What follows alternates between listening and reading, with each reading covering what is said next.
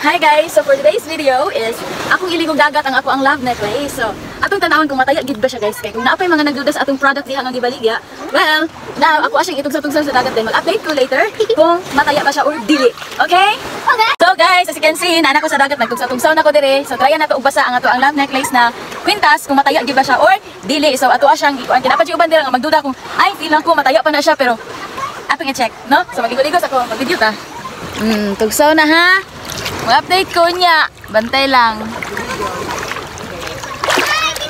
So, hi guys, nakakita kong Serena dito sa dagat. Tara. Ay, Serena ang pangag. Ha, Serena nga may ngipon. Yan ang nambok.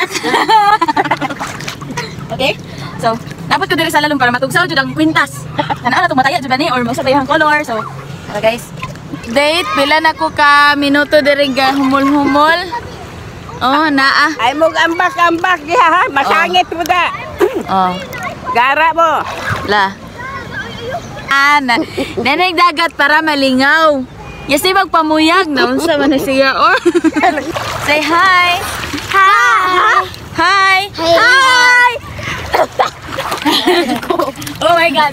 Wa na itong love necklace guys. Ako nagkitsanggi. Babad. Salon, pwede rin ang mga kulubal pa sa dagat. Pwede. Okay. Make up na wala. Nagturay. Ngiyang na. Anyan lang. Hi guys. Dili malubad ang atong love necklace pero kung kilay ni naog. Matanggal siya sa tubig.